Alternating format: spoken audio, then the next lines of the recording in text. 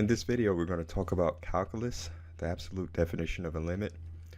So in this problem, it states use the graph of f of x equals 3 over x to find a number sigma such that 3 over x is less than, 3 over x minus 3 is less than 0.1 whenever x minus 1 is less than sigma. And these are absolute value symbols. So the absolute value of 3 over x minus 3 is less than 0.1 whenever the absolute value of x minus 1 is less than sigma. Now that basically means that if you state this in another way, it's basically saying we want the distance between 3 over x and minus 3 within a distance of 0.1 whenever the distance between x and 1 is within sigma. So that's another way of stating it. I have a graph here of f of x equals 3 over x. Keep in mind that f of x and y equals 3 over x are the same thing. So whenever people say f of x, that means y. So f of x and y are the same thing, which is why you see y equals 3 over x. And below is a graph of y equals 3 over x. Now, real quick, we have a definition, and don't get too lost in this definition. It's just sort of an overview so you can see what's going on. So the definition says let f of x be a function defined on an interval that contains x equals a, except possibly at x equals a. Then we say that limit as x approaches a of f of x equals L. And that's if for every number sigma greater than 0, there's a number sigma. Well, if of every number epsilon greater than 0, there's a number sigma greater than 0, such that, and you see this below, f of x minus L absolute value less than epsilon whenever 0 less than x minus a less than sigma. So you want to keep this bottom part in mind, and you can sort of see the relationship. So in this case, f of x is 3 over x right here. L is our limit, which is 3. So what we want to do is we want to keep our f of x within 0.1 units from 3 whenever we keep x, which is here, from a, which is 1, within a number sigma that we have to find. Keep in mind that the absolute value is used because whenever you're going from a distance above, say, f of x equals 3 over x, so whenever you're going over, a distance above the limit of 3 on the y-axis, that's in a positive direction, and then whenever you're going below, that's in a negative direction. But at the end of the day, it's still whole positive numbers. You can't go a negative direction in real life. So if I'm standing in the middle of the road and I go 1 unit forward and 1 unit backwards, or better yet 0.1 units forward and 0.1 units backwards, I didn't go, and there's no negative distance in real life. You can't go negative. I can't go negative 5 miles, negative 5 miles. I can go 5 miles in the opposite direction, but I can't go at negative 5 miles. I'm still going 5 miles regardless. So that's why they have the absolute value symbol, because regardless of which direction you're going in, you're still going in an x units of direction. You're still going a distance, ultimately a positive distance of direction. I hope that clears it up. So I'm gonna go ahead and go through working this problem because it still can be confusing. So let's just keep going. And one way that I figured out how to get through this is you have to work the problems enough time for it to sink in. So moving on along, remember the f of x is equal to 3 over x, which is here. Our limit is 3. We have epsilon, which is 0.1, which is here, and a is equal to 1. So we know that. Now, moving on along to make this even simpler, let's go. Notice down here we have a graph, and in this case we have our limit of 3, and we have our a here, and notice I have these 2 units. So that you can think of that as being 1 unit to the left, 1 unit to the right. And the reason why I have 1 unit to the left and 1 unit to the right is because up here I have 1.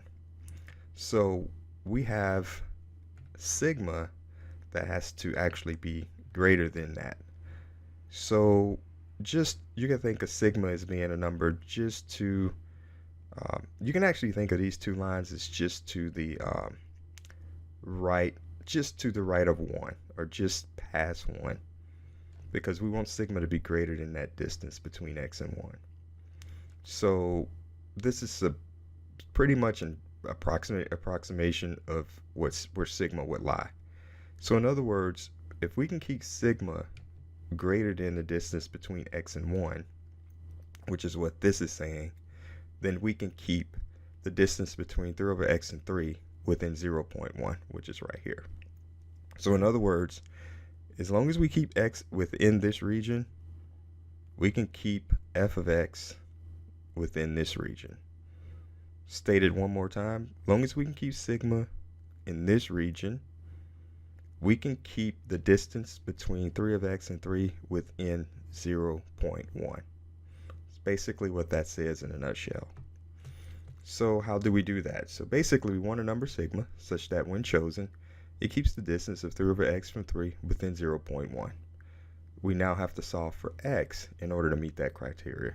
So let's proceed to solve for x.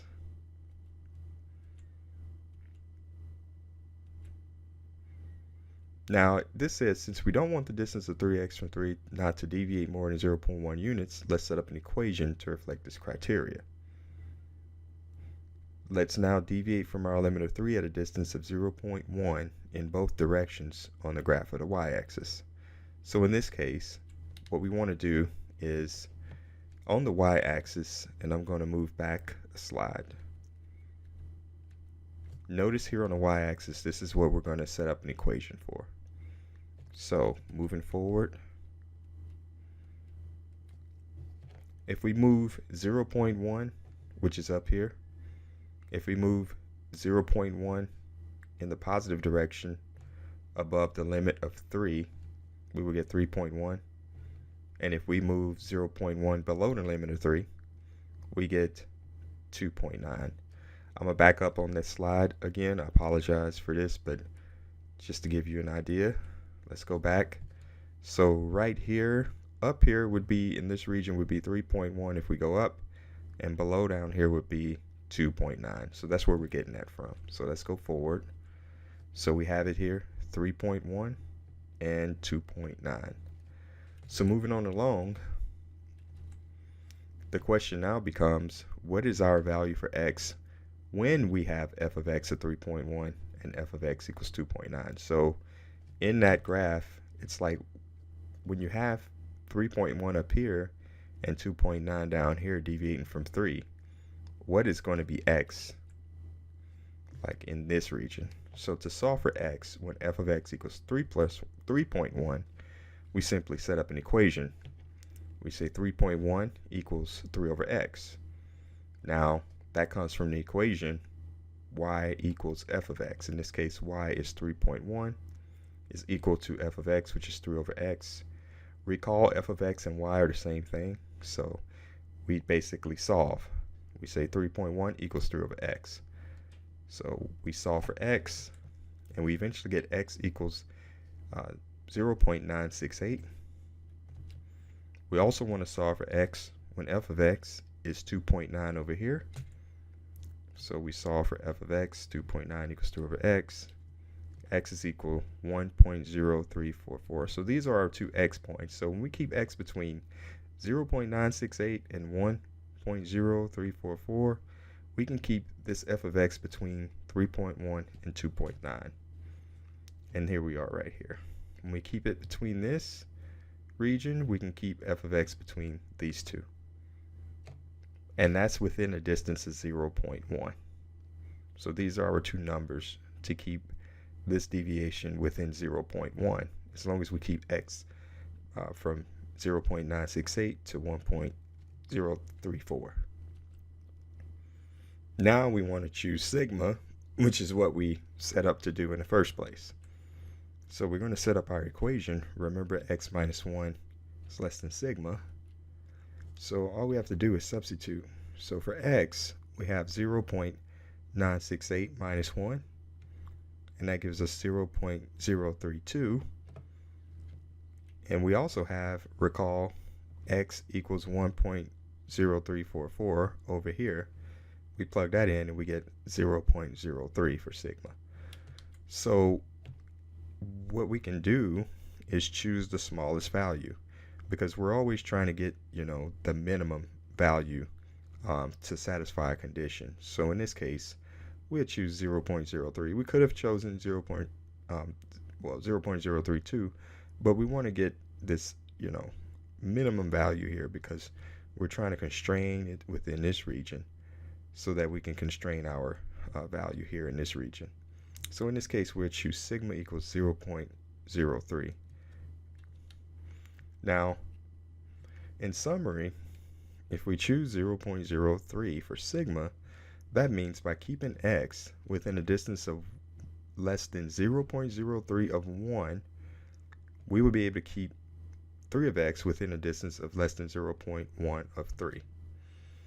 In other words, this equation holds.